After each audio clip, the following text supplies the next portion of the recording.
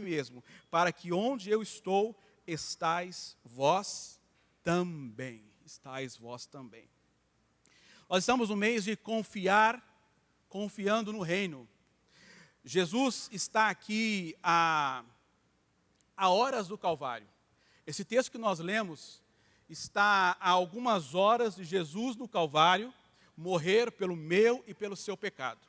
E ele deixa para a gente um alerta muito importante. Olha, crede em Deus. Ou seja, acredita, confia em Deus. Confia também em mim. Ou seja, é um alerta muito importante para todos os cristãos. São horas antes do Calvário. Você imagina como os discípulos que andaram com Jesus durante aqueles 3 anos e meio estavam. Aquele peso, aquela sensação de perder, aquela sensação do luto, da morte. Ou seja, os discípulos estavam num momento bem turbulento.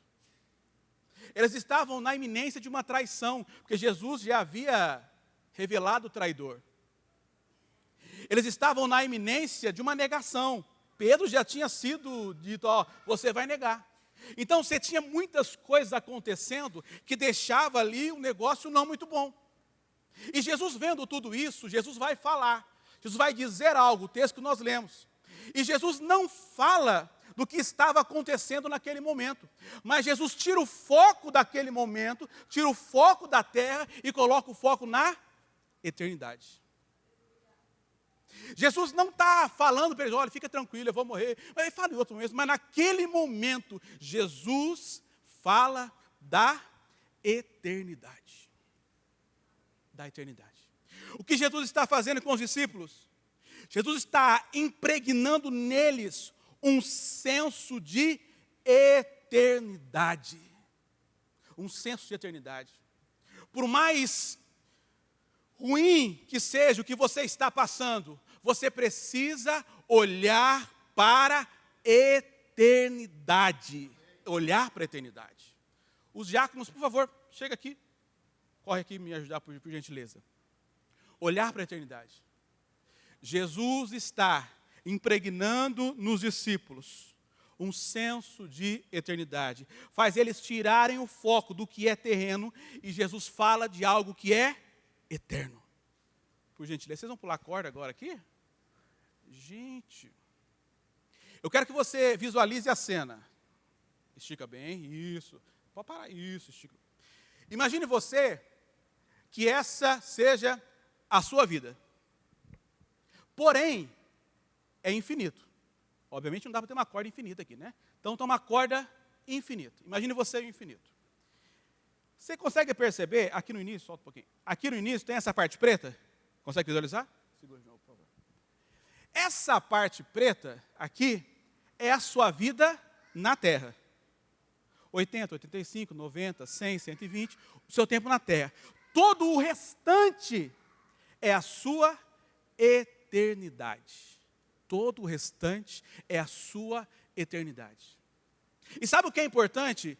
O que Jesus está dizendo aqui, a gente focar na eternidade, porque aonde eu vou passar essa minha eternidade, eu vou definir nesse período que eu estou vivendo aqui e agora. Aqui e agora. Enquanto você... Pode, obrigado, Deus abençoe, fique à vontade. Um aplauso para os nossos atores aqui, parabéns. Pode pular a corda depois. Porque... 2 pedaços de pista para vocês, já faturaram. Por que Jesus está enfatizando nessa questão de eternidade com os discípulos? Por que nas últimas horas de Jesus com os discípulos, ele vai falar sobre a eternidade? Devido ao grau de importância desse assunto. Porque é aqui na terra, enquanto você está vivendo aqui, que você está definindo aonde você vai passar a sua eternidade. 1 Coríntios capítulo 15, versículo 19, o apóstolo Paulo diz assim: se esperamos em Cristo, só nessa vida, somos os mais miseráveis de todos os homens. Os mais miseráveis. Se esperamos em Cristo somente por essa vida, somos os mais miseráveis de todos os homens. É de extrema importância você pautar toda a sua vida a partir da eternidade. É de extrema importância você viver, você trabalhar, você viver seu casamento, viver sua família a partir da eternidade. Eternidade. Você está definindo aqui aonde você vai passar a sua eternidade. Próximo a Cristo ou longe de Cristo. E tenha certeza, longe de Cristo não é muito legal. Mateus 25, 41 diz assim: então dirá aos que estiverem à sua esquerda. Eu ia brincar com algo, mas não vou brincar com esse assunto não. Apartai-vos de mim, malditos, para o fogo eterno, preparado para o diabo e os seus anjos. Você está definindo aonde você vai passar a sua eternidade. Isso é muito sério. Isso é muito sério. Quando Jesus vai falar, nesse texto que nós lemos inicial, João 14, sobre a eternidade, ele vai mencionar um evento escatológico. O que é isso, escatologia? Escatologia é o estudo do fim dos tempos, certo? Jesus vai mencionar um evento escatológico. Que evento é esse? Jesus vai falar ali sobre o arrebatamento da igreja. O arrebatamento da igreja. Em João capítulo 14, Jesus está dizendo, olha, eu vou preparar o lugar, mas eu vou voltar para buscar vocês. O que é isso? O arrebatamento da igreja. Nós cremos que a igreja será arrebatada. Amém? Felipe, o que é o arrebatamento? O arrebatamento é a retirada dos salvos da terra. A retirada dos salvos da terra para viver com Cristo. Ok? Abre a sua Bíblia, por favor, em 1 Tessalonicenses, capítulo 4. 1 Tessalonicenses, capítulo 4. Nós vamos ler alguns versículos hoje, porque eu creio que assuntos como esse demanda Bíblia. Bíblia. É fundamento da nossa fé. Então precisamos fundamentar com a palavra de Deus. 1 Tessalonicenses 4, versículo 16 e o 17.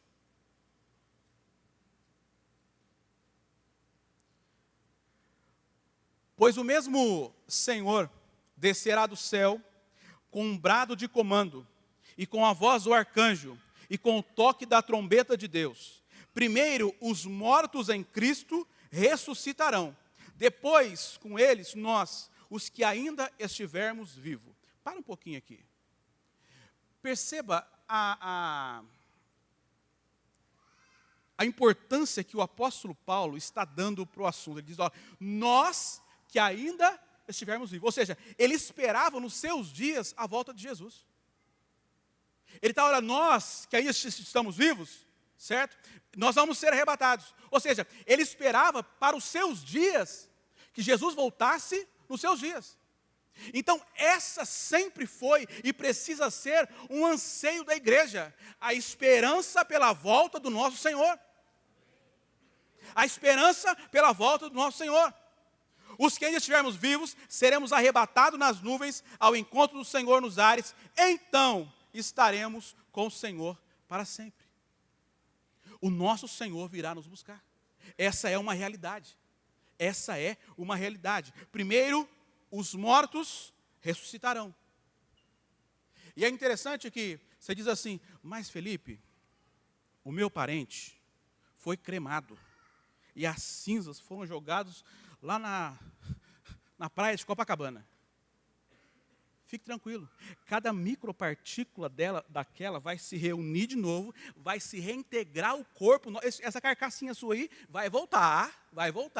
E esse seu corpo vai ser transformado, glorificado. A teologia chama-se a glorificação do corpo. Você terá um corpo glorificado assim como Cristo. Essa é a esperança da igreja.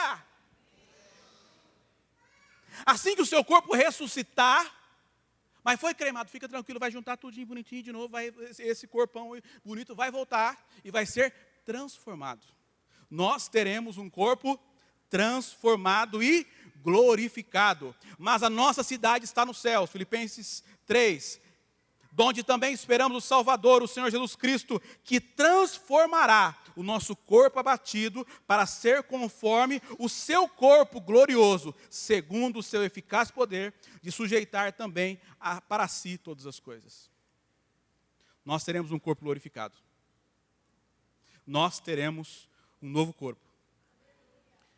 O arrebatamento é a retirada dos salvos da terra para estarem com Cristo. Primeiro, os mortos vão ressuscitar. Depois, nós que estivermos vivos, vou imitar Paulo, porque eu espero Jesus também para esses dias. Nós que estivermos vivos, seremos arrebatados para encontrar com o Senhor nos ares. Essa precisa ser a sua esperança. Isso precisa arder dentro dos nossos corações. Esperar a volta do nosso amado, Dois aspectos importantes sobre a volta de Jesus. Primeiro, repita depois de mim, será inesperado. Mais forte, por favor. Será inesperado. Será inesperado. Abra sua Bíblia, por favor, em Mateus, capítulo 24. Eu vou te incentivar depois a ler Mateus, capítulo 24 e o 25. É o sermão profético escatológico de Jesus. São palavras de Jesus. Então, depois você leia completo esses dois capítulos para ter uma compreensão melhor sobre isso. Mateus 24, nós vamos ler do 36 ao 39 e encerrar no 42. Será inesperado. Mas a respeito daquele dia e hora, ninguém sabe, nem os anjos dos céus, nem o Filho, senão o Pai. Pois assim como foi nos dias de Noé, assim será também a vida do Filho do Homem. Pois assim como nos dias anteriores ao dilúvio, comiam, bebiam, casavam, davam-se em casamento, até o dia em que Noé entrou na arca. E não o perceberam, até que veio o dilúvio, e os levou a todos. Assim será também a vinda do Filho do Homem. 42. Portanto, vigiem, porque vocês não sabem em que dia virá o Senhor de vocês. Nós precisamos estar em extrema vigilância, porque o nosso Senhor, a qualquer momento, pode vir buscar a sua igreja. Será inesperado. Inesperado. Todo cristão deve aguardar com expectativa a volta de Jesus. Todo cristão deve aguardar com expectativa a volta de Jesus. 2 Timóteo 4:8, agora o prêmio me espera, a coroa da justiça que o Senhor, o justo juiz, me dará no dia da sua volta. E o prêmio não será só para mim, mas para todo que com grande expectativa aguarda a sua vinda. Aguarda a sua vinda. Nós precisamos aguardar com expectativa a volta de Jesus. Eu sei que as solteiras querem casar. Eu sei, os solteiros querem casar. Te digo que é muito bom casar, é maravilhoso o casamento. Mas, olha, guarde um pouquinho ali de expectativa pela volta de Jesus. É algo ainda mais sublime. Se eu falar que o casamento não é bom, eu chego em casa e apanho, né? Então, é maravilhoso o casamento. É verdade. Amém, aleluia! Uma vez perguntaram para John Wesley, o que você gostaria de estar fazendo quando Jesus voltasse? Ele respondeu, eu gostaria de estar fazendo o que eu faço todos os dias, esperando Ele voltar. Esperando Ele voltar. Todos os dias. Você deve acordar, Senhor, se o Senhor voltar hoje, eu estou pronto para nos ares encontrar contigo. Eu estou pronto para nos ares encontrar contigo. O arrebatamento da igreja é uma realidade. E nós precisamos aumentar as nossas expectativas para isso. Aumentar as nossas expectativas para isso. Quem será arrebatado? Você vai, Dario?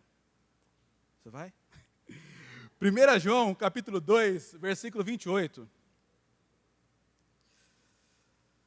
1 João 2, 28 diz assim, e agora, filhinhos, permaneçam nele, para que quando ele se manifestar, tenham confiança e não sejam envergonhados, tendo de nos afastar dele no dia da sua vinda. Eu li na NVT. Permaneçam nele. A igreja que será arrebatada é aquela que permanece em Jesus. É aquela que permanece em Jesus. Mas as lutas estão grandes, mas eu permaneço em Jesus. Eu não nego a minha fé, eu não nego Jesus. Mas a situação está cada dia pior, mas eu não nego Jesus. Eu permaneço em Jesus. Essa é a igreja que será arrebatada, aquela que permanece em Jesus. Aquela que permanece em Jesus. A igreja que será arrebatada, 2 Pedro 3,10. Abre a sua Bíblia, por favor. Aquela que vive em santidade, em paz e sem culpa.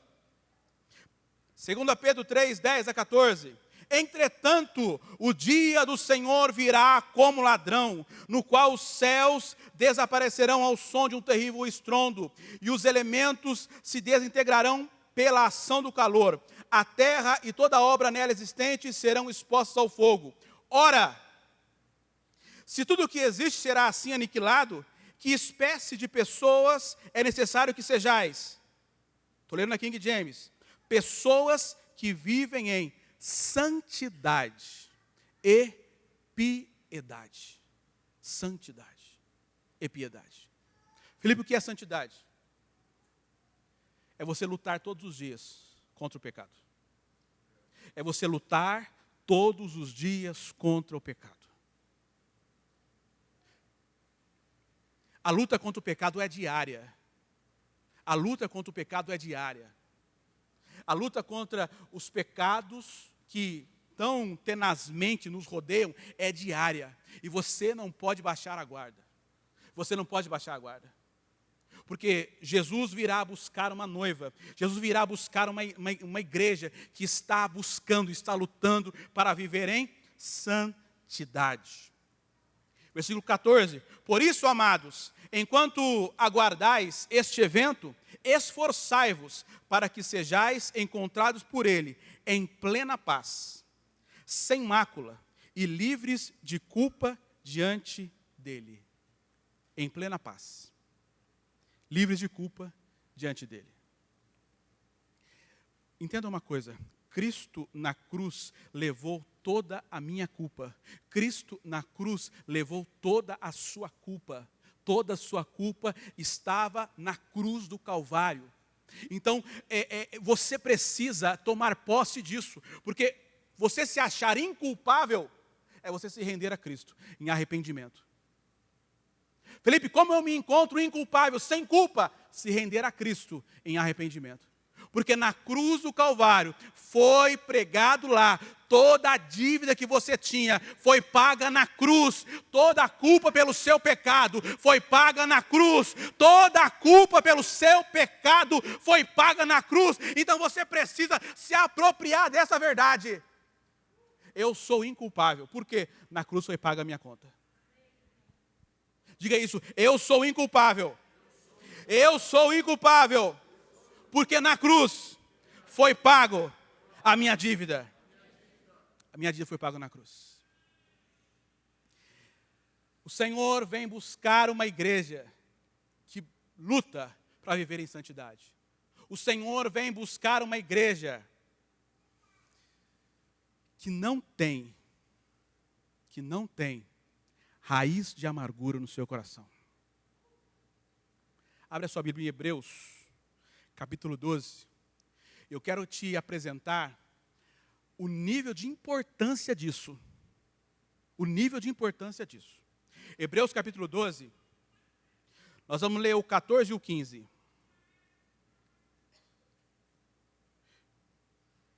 Esforçai-vos para viver em paz com todas as pessoas e em santificação, sem a qual ninguém verá a Deus. Opa, peraí.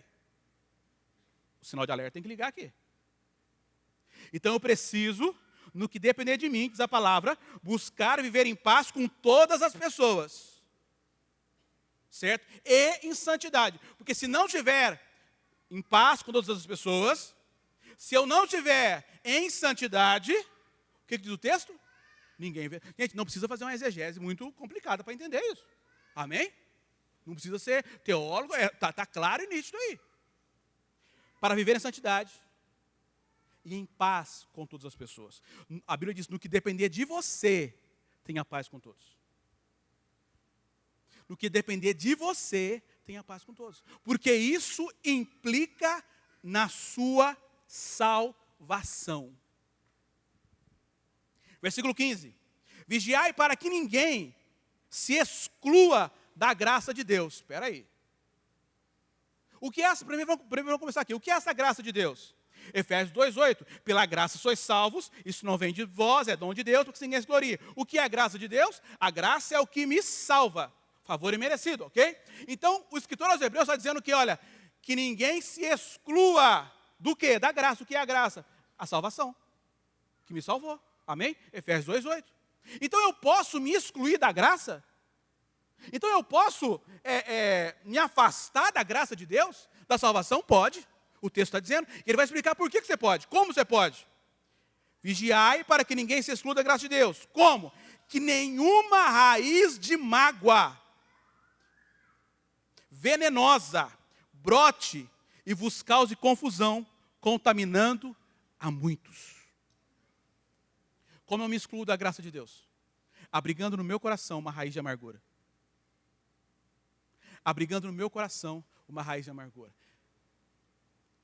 Você pode estar se excluindo da graça de Deus. Você pode estar comprometendo a sua salvação, se há no seu coração uma raiz de amargura. Filipe, o que eu tenho que fazer? Perdão. Perdão. Liberar perdão. E aceitar o perdão. Perdão é um mandamento. Perdão é um mandamento. Você precisa estar em paz com todas as pessoas. No que depender de você, esteja em paz com todos.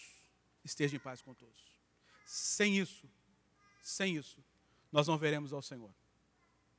Sem isso, nós não veremos ao Senhor. A raiz de amargura pode te excluir do arrebatamento da igreja. Uma raiz de amargura pode te excluir. Você vem ao culto, você oferta, você dizima, você profetiza,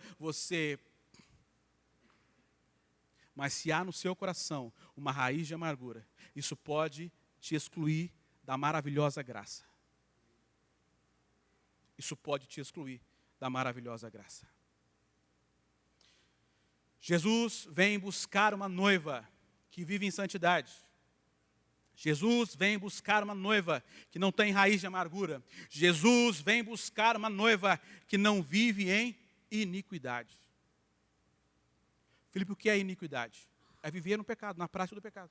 Porque o pecado na vida do cristão precisa ser um acidente. É um acidente. Alguém aqui conseguiu não pecar hoje? Acho que eu, né, amor? Acho que eu não pequei hoje, né? Eu acho que acabei de pecar.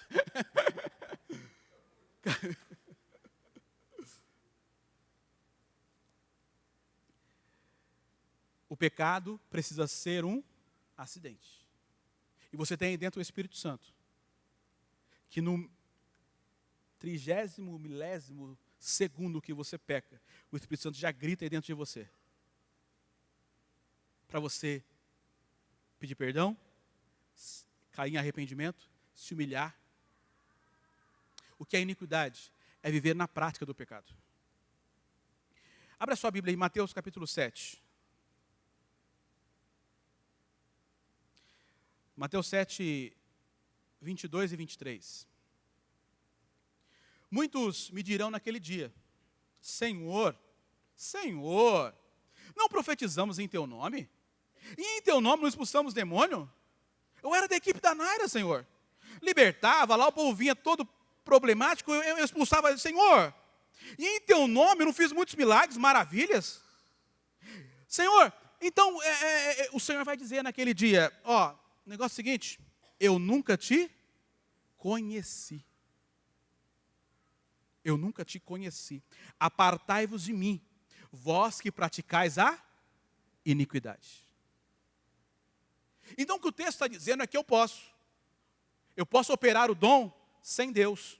Eu posso profetizar, eu posso curar, eu posso pregar, sem Deus. Pode? Você pode. Mas naquele último dia, o indivíduo que assim o fizer, vai ouvir essa frase de Jesus: apartai-vos de mim, eu não te conheço. Apartai-vos de mim, eu não te conheço. Sim, é possível você operar o dom sem Deus, porque os dons são irrevogáveis. Mas não é possível você ser arrebatado, operando o dom, sem vida com Deus, sem caráter. Não é possível. Quem aqui já sabe do seu ministério? Meu chamado é profético, meu chamado é pastoral. Levanta a mão, por favor. Glória a Deus, aleluia. Ótimo, pois bem. Deixa eu te dizer algo. Esse seu chamado que você tem, ele é secundário. Ele é o quê? Secundário. O seu chamado, eu sou pastor, profeta e intercessor, é secundário. O seu primeiro chamado, eu quero que você abra a sua Bíblia, por favor. Marcos capítulo 3. Nós vamos ler do 13 ao 15. O seu primeiro chamado. Qual é o seu primeiro chamado? Marcos 3, 13 a 15. E subiu ao monte e chamou para si os que lhes quis, e vieram a ele. E nomeou 12 para que estivessem com ele e os mandasse pregar. Opa! Pregar, cumprir o ofício, é depois de estar com ele. Primeiro, estar com ele. Depois, o seu ofício. Primeiro, estar com ele. Depois, o seu ofício. O seu primeiro chamado é estar com ele. O seu primeiro chamado é ter vida com Deus. O seu primeiro chamado é estar com ele. Esse precisa ser o seu primeiro chamado. Então repense o seu ministério se você não está tendo vida com ele e está exercendo o seu ministério. Repense o seu ministério se você não está tendo tempo de oração, tempo de leitura da palavra, tempo de busca. Mas você continua exercendo o seu ministério.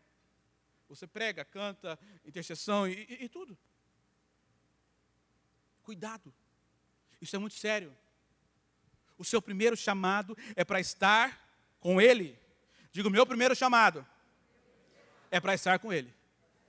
É para estar com ele. É para estar com ele.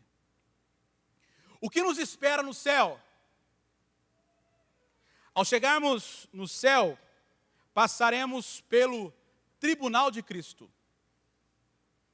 Felipe, mas eu vou ser julgado lá no céu? Vai. Vou te contar agora, você vai.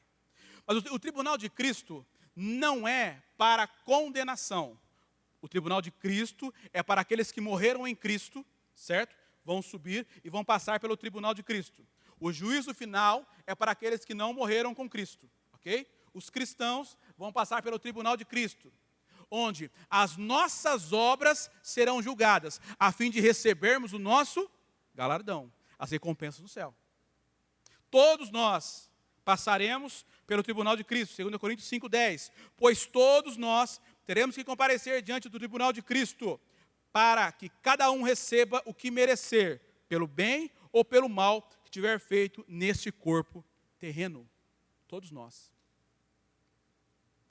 O tribunal de Cristo não é para condenação. Você subiu, está lá no tribunal, opa, então você foi muito ruim. Então aperta o elevador, desceu para o inferno. Não, já está lá, já está garantida a sua entrada. A questão agora é o que você vai receber lá, o seu galardão. Amém? Não vai ter elevador para descer, só para subir. Amém? No tribunal de Cristo, aqui que o negócio pega um pouquinho, gente. Aqui que o filho chora e a mãe não vê. No tribunal de Cristo, as nossas obras serão expostas, mas não somente as obras, mas também a intenção das nossas obras. 1 Coríntios 4:5, eu vou ler na NVT, diz assim: portanto, não julguem ninguém antes do tempo, antes que o Senhor volte, pois Ele trará à luz nossos segredos mais obscuros e revelará nossas intenções mais íntimas. Então Deus dará a cada um a devida aprovação ou a devida galardão. No tribunal de Cristo, as nossas obras serão expostas. O que nós fizemos pelo reino será expulso. Mas não somente o que nós fizemos, porque às vezes é bonitinho, né? A gente está aqui e prega, é até bonitinho, né? Mas qual é a intenção no meu coração? Qual a intenção no seu coração ao fazer algo para Deus? O que será julgado nesse dia é a sua obra, mas não somente a sua obra, mas a intenção pela qual você fez. Fez para se aparecer? Você estava assim meio caidinho, precisava de uns tapinhas nas costas. Aí eu vou lá fazer para dar uma aparecidinha. Eu vou para ganhar uns likes, para aparecer no Instagram da igreja. Então, desculpa, deixa eu dizer uma coisa. A sua obra será queimada e você não receberá galardão por ela. As nossas obras serão expostas. Não só as obras, mas a intenção pelas quais as fizemos. A intenção pelas quais a fizemos. Nós precisamos trabalhar para o Senhor com a motivação correta. Nós precisamos viver para Cristo com a motivação correta, para dar a glória a Ele, é ao nome dEle. É Ele que merece ser glorificado, é Ele que merece ser exaltado. É Ele que merece a honra, é Ele que merece a glória, é Ele que merece o louvor, a exaltação ao nome dEle, é Ele, é não a você, é a Ele. Enquanto nós estivermos fazendo para a nossa vanglória, as nossas obras serão reprovadas pelo Senhor. Mas quando nós decidimos dar a honra ao nome dEle, dar glória ao nome dEle, essa obra será recompensada pelo Senhor.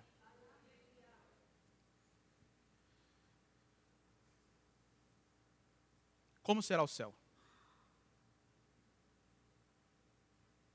O louvor já pode ir subindo. Tem mais uns 40 minutos, mas só para eu não ficar sozinho aqui. Vem cá. Como será o céu? Não tem mais choro. Não tem mais sofrimento. Apocalipse 21, 4. E Deus limpará dos seus olhos toda lágrima.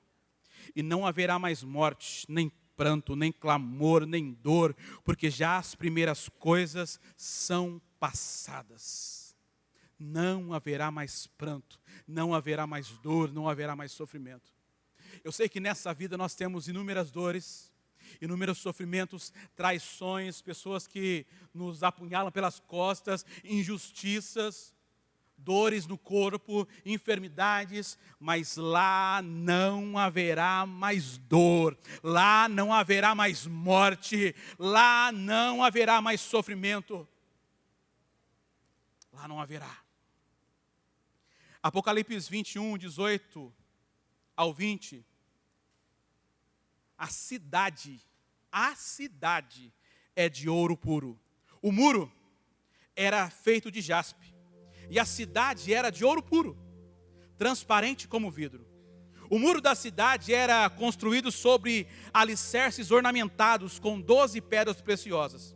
A primeira com jaspe, a segunda com safira, a terceira com ágata, a quarta em esmeralda, a quinta em ônix, a sexta em cornalina, a sétima em crisólito, a oitava em berilo, a nona em topázio, a décima em crisoprazô, labacébias, a 11ª com jacinto e a 12ª com ametista. Mas preste atenção nisso aqui, gente.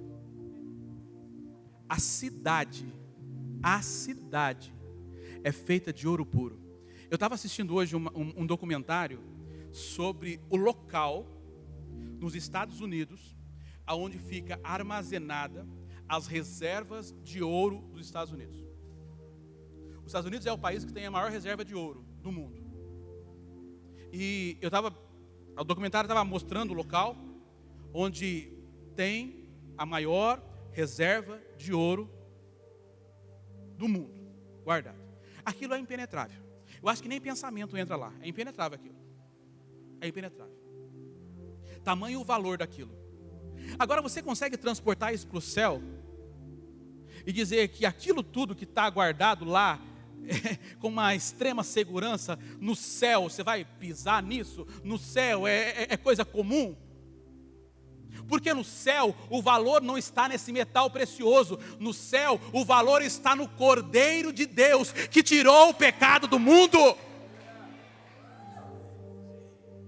O valor, o mais impressionante, o que vai te fazer vibrar, não é o ouro, não é a pedra preciosa, mas é olhar para o Cordeiro de Deus e ver, foi Ele que me salvou, foi Ele, quando eu estava imundo no pecado, foi Ele que me escolheu, foi Ele. A cidade é de ouro puro. Você não vai precisar levar a sua lanterna. Não precisa.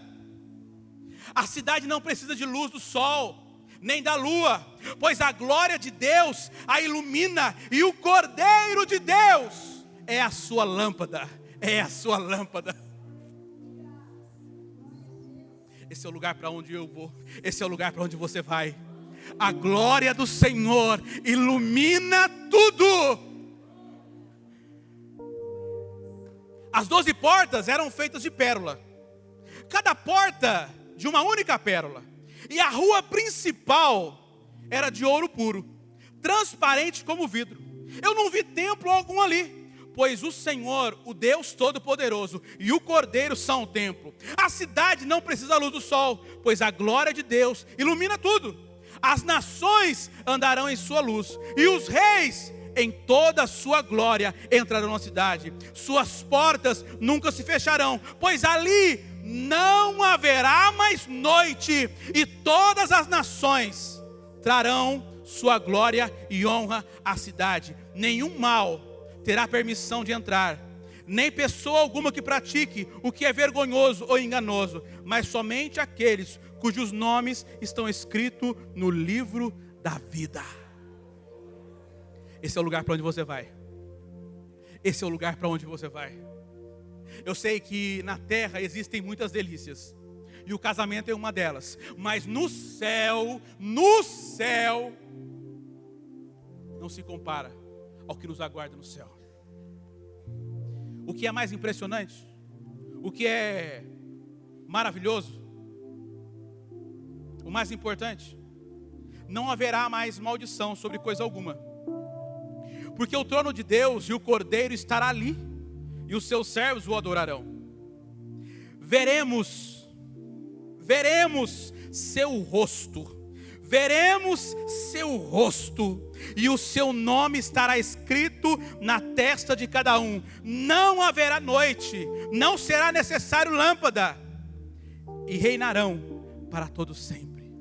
Veremos o seu rosto, veremos o rosto do nosso amado. Isso precisa arder no meu coração, no seu coração. Contemplar o nosso amado Jesus. Fique em pé, por favor. Isso precisa arder no meu coração e no seu coração. A expectativa de olhar para o rosto de Jesus e contemplar o nosso amado, e contemplar aquele que morreu na cruz por mim e por você. Essa precisa ser a minha e a sua esperança. Ver o rosto do nosso amado Jesus. Feche seus olhos, por gentileza. Eu quero que você nutre no seu coração agora a expectativa por isso. Quem sabe você, ao ouvir essa palavra, diga: Felipe, eu tenho questões a resolver. Ótimo. Esse é o dia de resolver essas questões. Quem sabe você, ao ouvir essa palavra, diga: Felipe, sim, Ele vem, mas eu tenho coisas. Sim, hoje é o dia de você zerar essa conta e levantar as tuas mãos e dizer: Jesus, eu aguardo ansiosamente pela sua vinda.